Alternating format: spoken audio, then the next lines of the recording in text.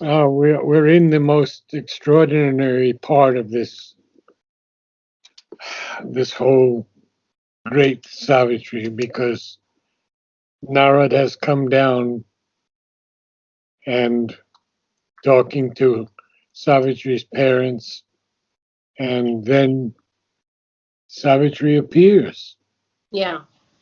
And so we're at that point Yes. where he has greeted her. So I shall begin from Earth Earth, gold hued. yes, Yeah. yeah.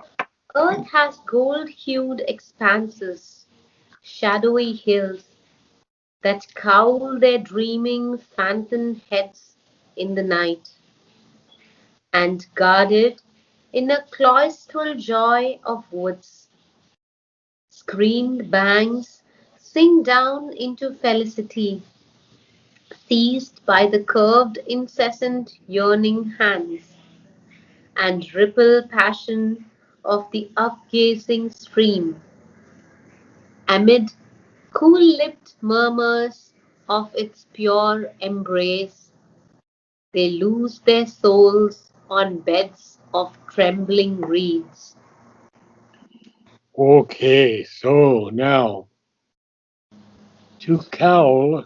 What is a cowl again? Um, I thought it was something like to enwrap.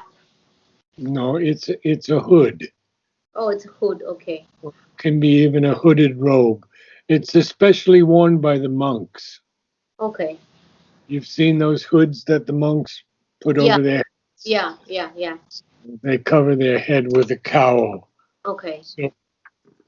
So this Sri Aurobindo is comparing the shadowy hills that cover their heads in night with like sort of with a cowl, Yeah. and guarded in the cloistral. So now you see cowl and cloistral are very close together, because a cloister is a place where the nuns have their meditation. And Oh, okay. yeah, there's a place in New York that I used to go quite well, not frequently, but from time to time, and it's called the Cloisters. Okay. It's a beautiful place where there are many rooms, but everything is sort of wide open, and there's a huge garden. And then the cloisters around the world were like this. Okay. So they're a series of buildings where the nuns would meditate, etc. Hmm. So guarded in this cloistral joy of the woods, so it's sort of contained joy. Those banks sink down. I didn't hear if you said felicity properly. Did you? Felicity. Yeah. Good. So they sink down into felicity, and seized by the incessant yearning hands and ripple passion of the upgazing stream. Wow. So all of this earth that has these gold hued expanses, and then amid cool lipped murmurs of its pure embrace, that is the stream. Yeah. They lose their heads on beds of trembling. They lose their souls because they go to the edge, and then the reeds are on the edge of the beds. Hmm. And but then he says now he's Reeds. going. Reeds are like small plants or like weeds. You'll know what a reed is when I tell you. I don't know if you ever burned these things, but when we were kids, we used to go to the edge of the lakes and pick these reeds. They were big, long stems with brown thing on the top, and you could light that and burn them. So And it's kindling. a reed is a grass with quite a strong stem, Okay. and and there could be many kinds of reeds, Okay. many kinds of reeds. Okay. So you've seen at the edge of lakes sometimes where the water's not too deep, that's where the reeds grow. And Okay. they can be 1 meter or a meter and a half tall. Okay. Okay. Okay, so and yet they're not that strong, so they can tremble in the wind, Hmm. move Yeah. in the and yet he's going to tell us that even though these are physical and material things, um, there's something else, and Hmm. you'll read that. And all these are mysterious presences in which some spirit's immortal bliss is felt, and they betray the earthborn heart to joy. So they're mysterious presences. Hmm. These the reeds and all of these things that he's talking about, the banks, the woods, the heads of the hills. And they're also mysterious presences in which some spirit's immortal bliss is felt. Hmm. And and if you love nature and you love plants and flowers, you can sometimes feel that in them. You can there's something more than just the physical thing. Yeah. And that's what he calls a spirit's immortal bliss can be felt in them. Hmm. And they betray the earth born heart to joy. And betray here is a different sense of the word. And I will give you that in a second because You it, told me last time that betray here also means to show signs or to reveal signs. yes, exactly right. To, to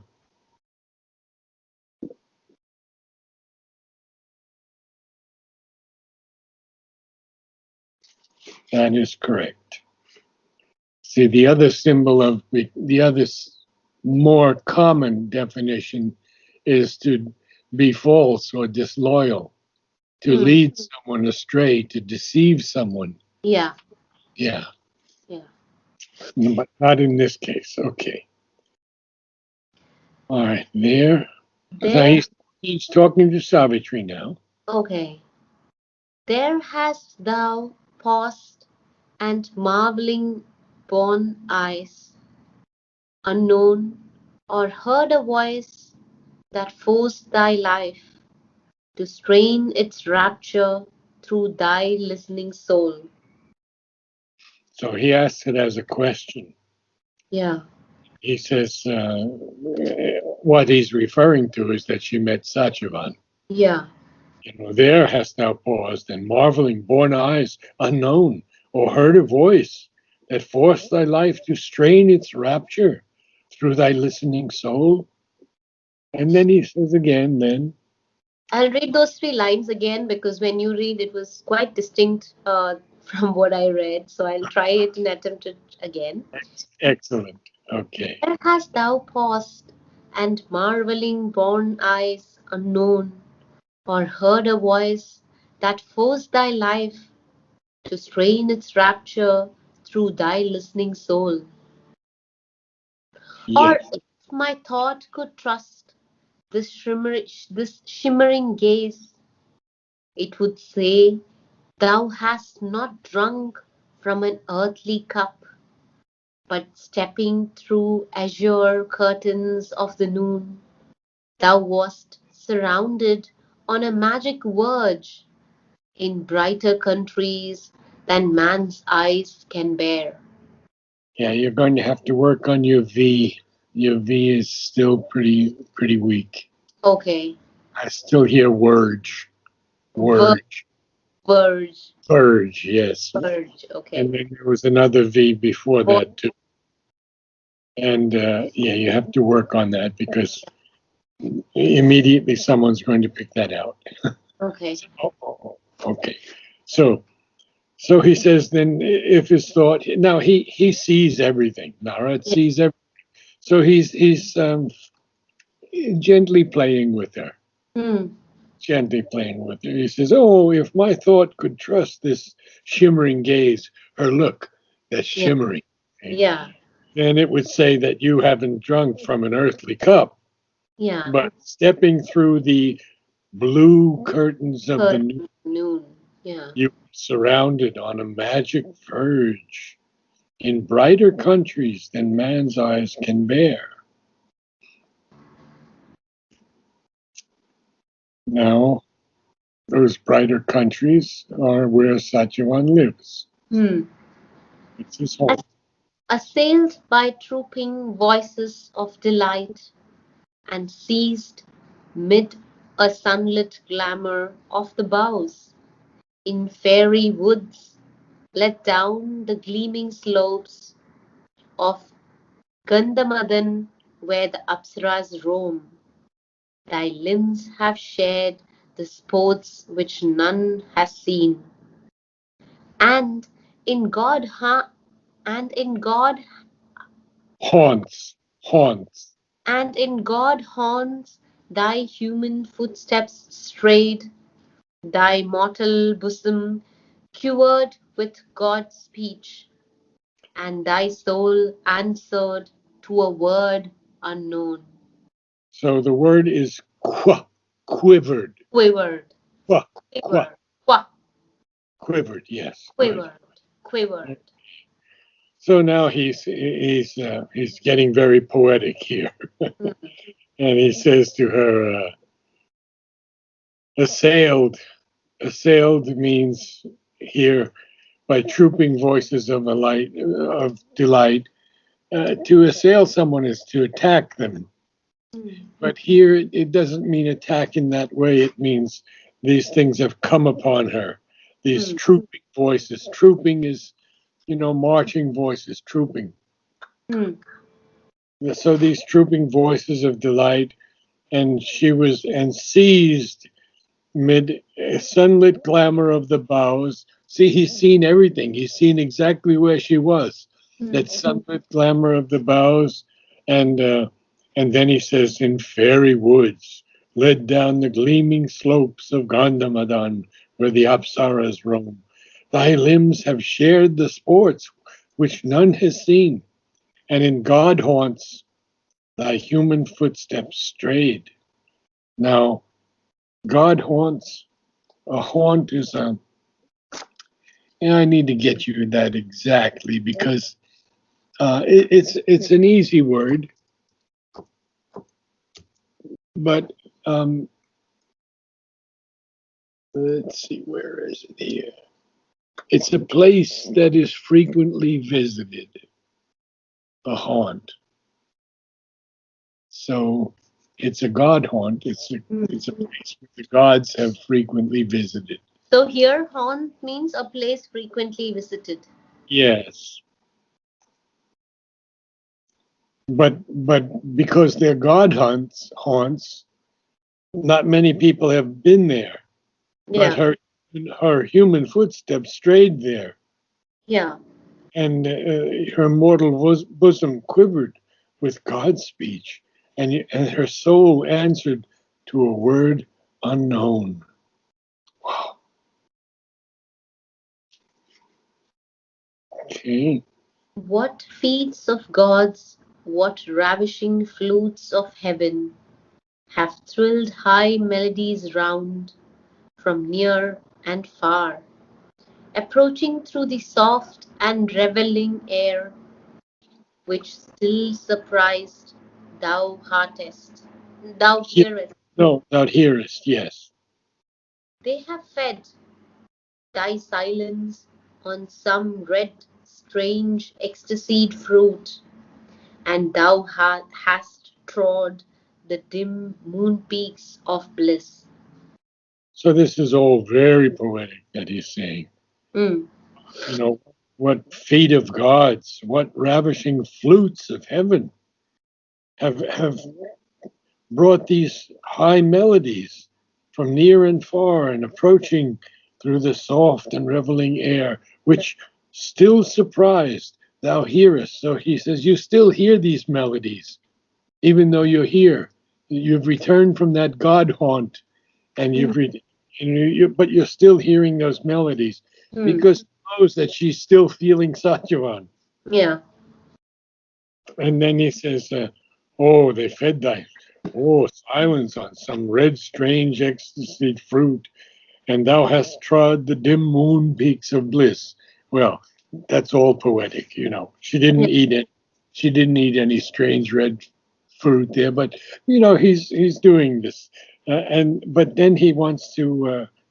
um, then he wants her to tell him where he has been. Reveal, O winged with light, whence thou hast flown, hastening bright hued through the green tangled earth, thy body rhythmical with the spring bird's call. Oh, what a beautiful line! So he wants to know where she has been. Yeah, she wants her to reveal. Yeah, and Yeah. now those beautiful lines come. The empty roses, Yes, the empty roses of thy hands are filled only with their own beauty and the thrill of a remembered clasp in thee glows, no, and in thee, and in thee glows a heavenly jar, thy firm, deep, honeyed, honeyed? honeyed, yes, like honey. Okay. Thy firm, deep honeyed heart, new brimming with a sweet and nectarous wine. Mm.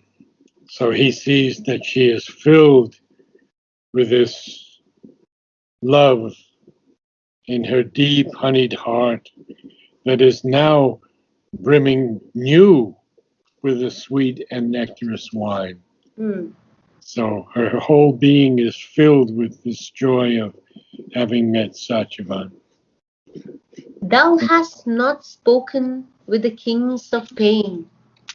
Life's perilous music rings yet to thy ear, far melodied, rapid and grand, a sensuous song, or soft as water plashing mid the hills, or mighty as a great chant of many winds. Moon bright, thou livest in thy inner bliss. Yes, well, he says here, he's almost given a clue here. Almost, but he Yeah, doesn't give. He says that life's perilous music has not yet entered her yeah, consciousness. yeah. And far melodied, rapid, and grand. A centaur song. A centaur, you know now. Centaur, yeah. Yeah, the What? mythical creature. Half Right. human, yeah. Half human, half horse. Right. And or soft as water, plashing. Plashing means Flash. sort of like a splash, plashing, going like that. Okay. Or mighty as a great chant of many winds. Moon bright, thou livest in thy inner bliss. So he knows, he's telling her she's not known any sorrow as Hmm. yet. Yeah. Thou comest like a silver deer through grooves of coral flowers. Let me stop you right there. The word is comest. Comest. Okay. If, Comest. because comest has two beats, and Ah, if the e wasn't there and there was an apostrophe, it would be thou comest, okay. which is Got what it. you. So thou comest like a silver deer through groves. A grove is a uh, a stand of trees together, Okay. but these groves have coral flowers and buds of glowing dreams. So we'll carry on. Thou comest like a silver deer through groves of coral flowers and buds of blooming dreams, or fleeced like a wind goddess through leaves, or roamest, No, roamest, roamst. Roam. Yes, here's where the E is taken out. Yeah. So fleeced, it could be fleeced, but no, it's fleeced Yeah. because it has to have one beat to make the iambic pentameter. Got it. Or roamst, O ruby-eyed and snow-winged thou, flitting through thickets of thy pure desires, in the unwounded beauty of thy soul. So he's again very, very poetic.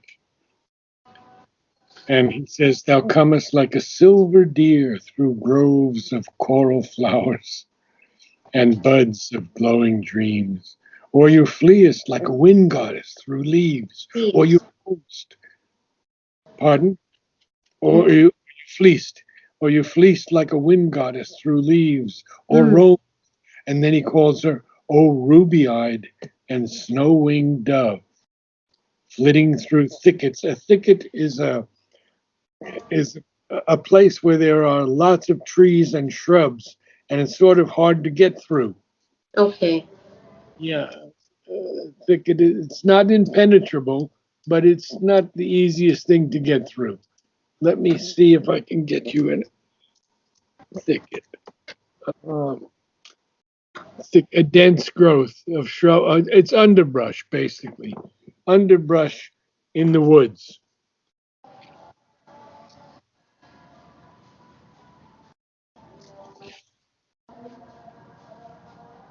So then we have to continue again. Yeah. These These things are only images to thy earth, but truest truth of that which in thee sleeps.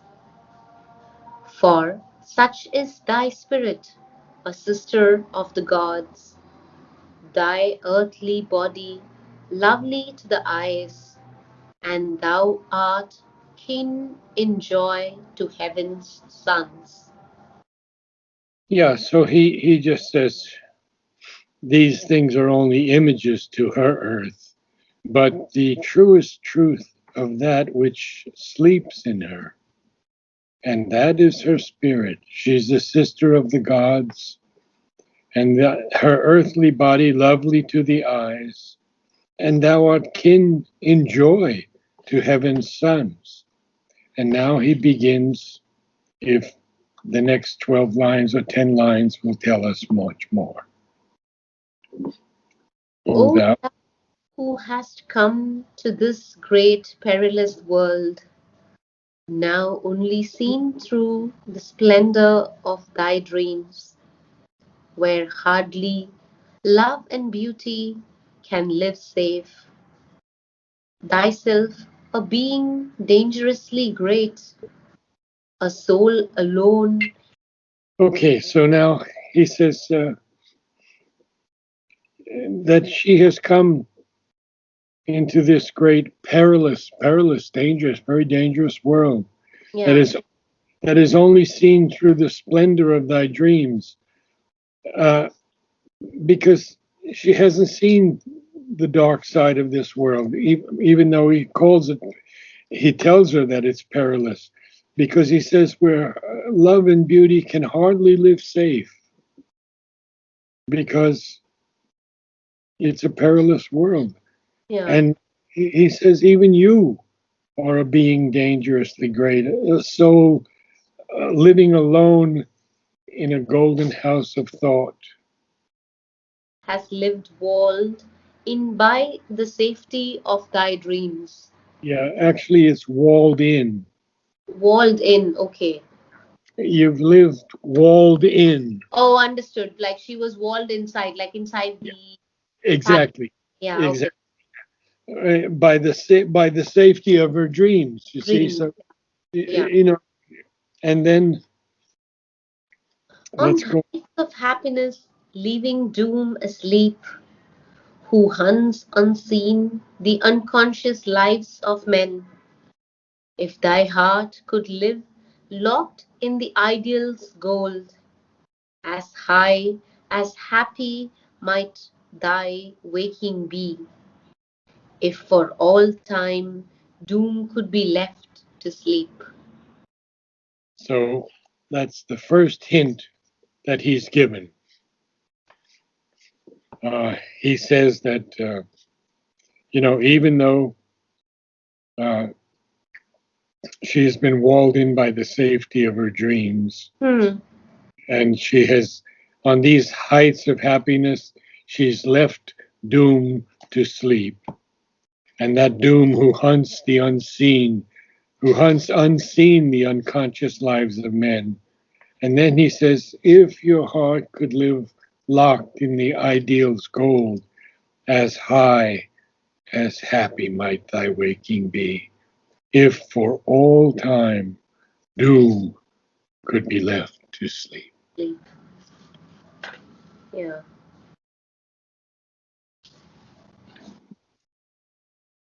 So, should we go further, or shall I stop here and read all that Narad speaks in one go? I think read all that he speaks in one go. That would Yeah. be one. That'd be Yeah. wonderful. There was one thing that you missed, and where is it? Oh, now I picked it. You didn't connect the two lines. That's all. You'll probably do them now. Connect them now. Okay. Okay. So I start 125, line 125 on page 418. Yeah.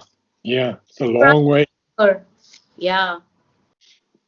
He cried to her, who is this that comes? The bride, the flame born and round illumined head, Around her illumined head.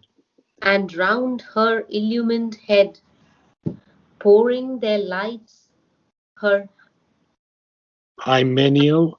palms move flashing about her, from what green glimmer of glades, retreating into Oh, dewy. dewy silences, You know what or the dew is, right? it's like Dewy. dew, like the morning dew. Exactly. Yeah, retreating into dewy silences, or half-seen verge of waters moon betrayed, bringst thou this glory of enchanted eyes. Earth has But gold. it's a question mark.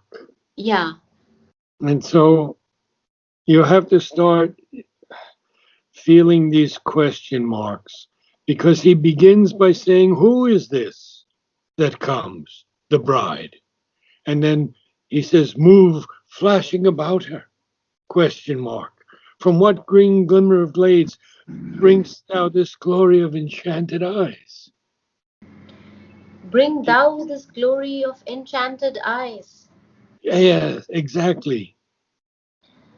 Earth has gold-hued expanses, shadowy hills that cowl their dreaming phantom heads in night, and, guarded in a cloistral joy of woods, greened banks Oh, sink down.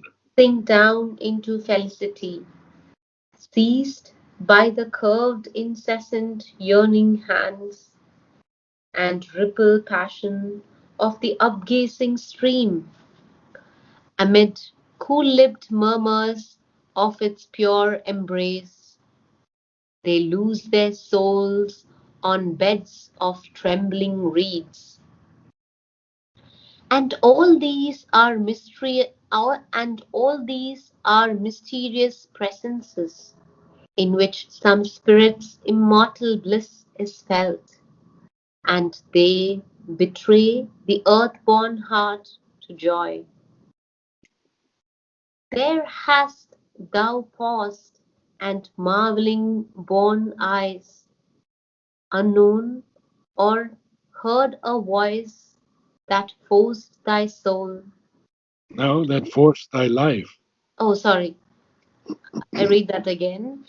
There hast thou paused, and marvelling born eyes, unknown, or heard a voice that forced thy life to strain its rapture through thy listening soul.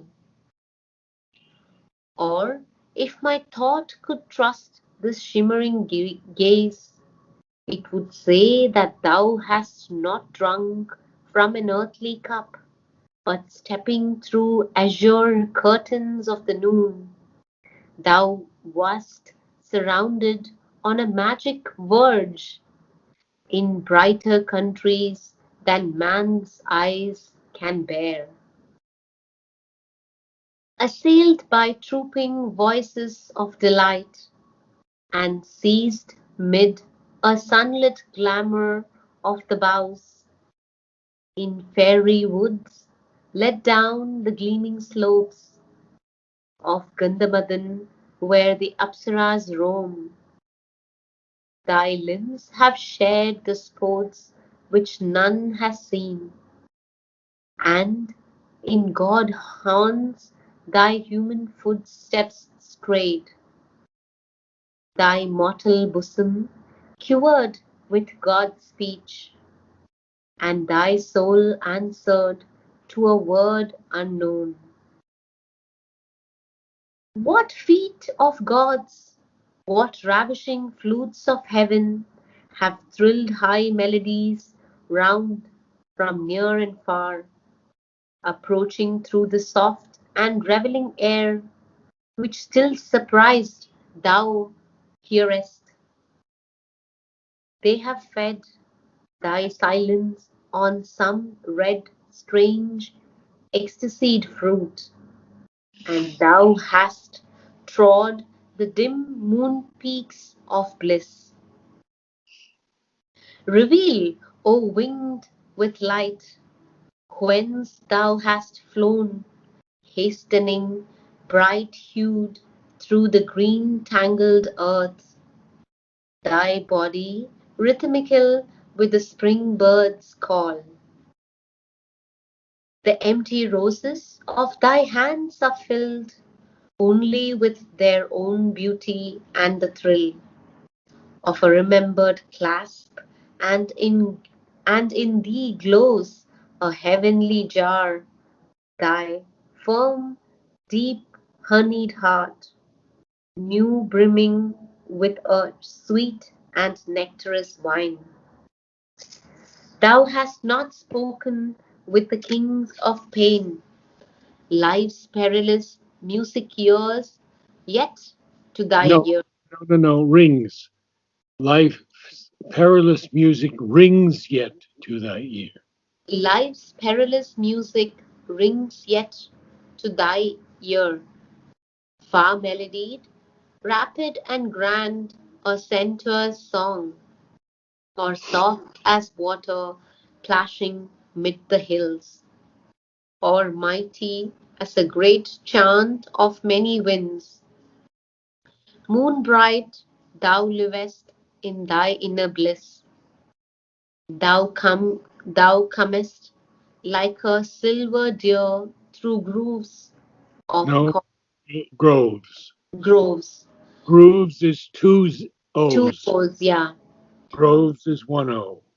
Thou comest like a silver deer through grooves of coral flowers and buds of glowing dreams, or fleest like a No, wind goddess, fleeced. or fleeced like a wind goddess through leaves, or roam'st, O ruby-eyed and snow-winged thou, flitting through thickets of thy pure desires, in the unwounded beauty of thy soul. These things are only images to thy earth, but truest truth of that which in thee sleeps. For such is thy spirit, a sister of the gods, thy earthly body, lovely to the eyes, and thou art kin in joy to heaven's sons. O thou who hast come to this great perilous world, now only seen through the splendor of thy dreams, where hardly love and beauty can live safe.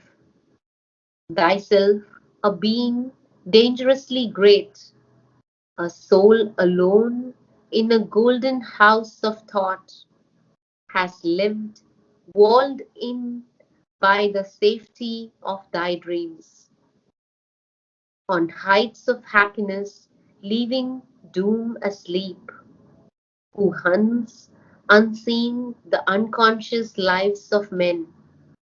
If thy heart could live long in the ideal's gold, as high, as happy might thy waking be, if for all time doom could be left to sleep. Very fine. Very fine. Now, after hearing you read this as one continuous stream, one gets a totally different feeling of the whole thing, doesn't Yeah, yeah, you?